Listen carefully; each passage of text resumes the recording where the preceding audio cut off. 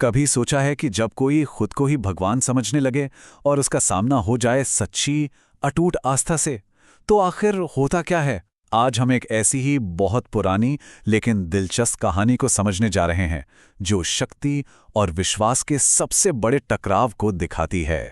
देखिए, यही वो सवाल है जिस पर ये पूरी कहानी टिकी हुई है।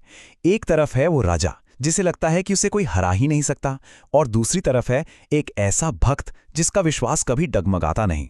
तो कहानी के विलेन से मिलते हैं, असुर राजा हिरण्यकश्यप। उसकी ताकत और एम्बिशन की कोई सीमा नहीं थी।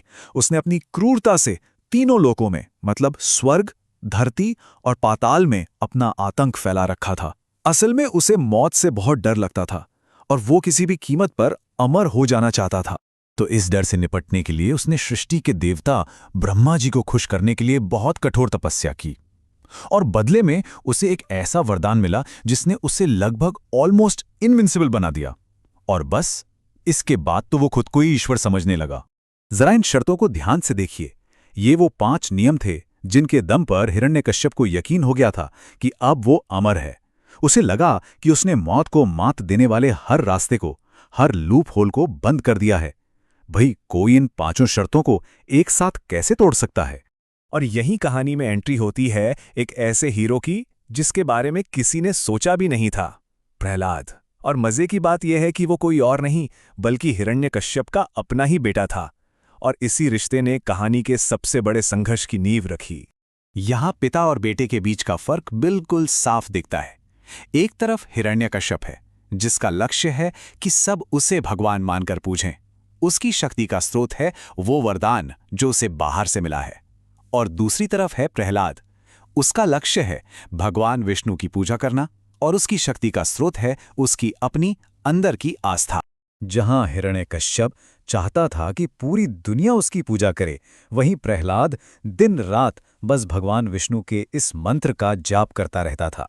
अपने ही बेटे का उसे भगवान मानने से इनकार करना और ये लगातार जाप राजा के गुस्से को भड़का देता था। अब यहां से हिरण्यकश्यप की क्रूरता सारी हदें पार कर देती है। उसने अपने ही बेटे के विश्वास को तोड़ने के लिए वो जुल्म किए जिसकी कोई कल्पना भी नहीं कर सकता। हिरण्यकश्यप ने प्रहलाद को मारने की एक के बाद एक कई कोशिशें की। उसे कुएं में फेंकवाया, जहरीले सांपों के बीच छोड़ा, हाथियों से कुचलवाने की कोशिश की, यहां तक कि पहाड़ से भी नीचे गिरा दिया। लेकिन हर बार प्रहलाद की भगवान विष्णु पर अटूट आस्था ने उसे बचा लिया। उसे खरोच तक नहीं आया।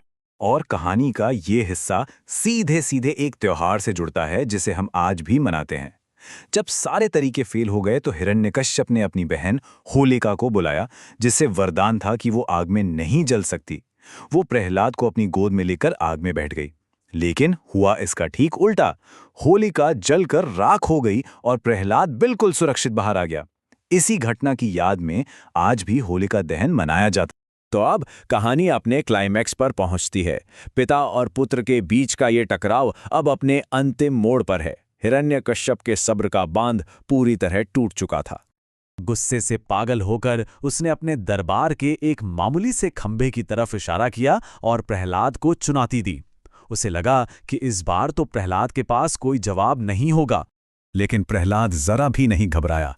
उसने बड़े ही शांत भाव से जवाब दिया, एक ऐसा जवाब जिसने उसके पिता के भाग्य का फैसला कर दिया।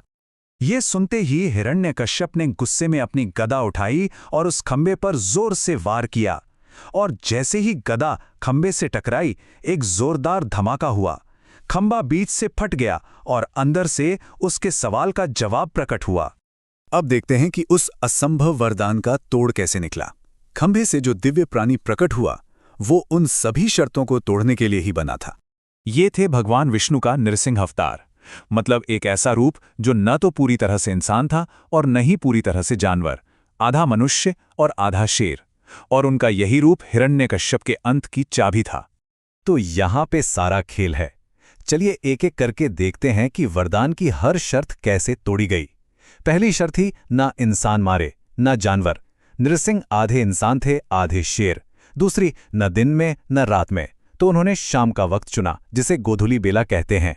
तीसरी, न घर के अंदर न बाहर, तो उन्होंने उसे दरवाजे की दहलीज यानी चौखट पर मारा। चौथी न धरती पर न आकाश में, तो उन्होंने उसे अपनी जांघों पर लिटा लिया। और आखिरी शर्त, ना किसी अस्त्र या शस्त्र से, तो उन्होंने उसे अपने तेज नाखूनों से मार डाला, जो कोई हथियार नहीं है। देखा आपने, हर शर्त का एक तोड़ था। और इस तरह कहानी अपने अंजाम तक पहुंचती है और हमें एक बहुत गहरा संदेश देती है। हिरण्यकश्यप का अंत करने के बाद भी नृसिंह का क्रोध शांत नहीं हो रहा था। तब केवल प्रहलाद की सच्ची भक्ति और प्रार्थनाओं ने ही उन्हें शांत किया।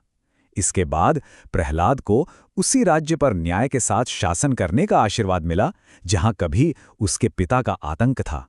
तो आखिर में इस पूरी कहानी का सार क्या है?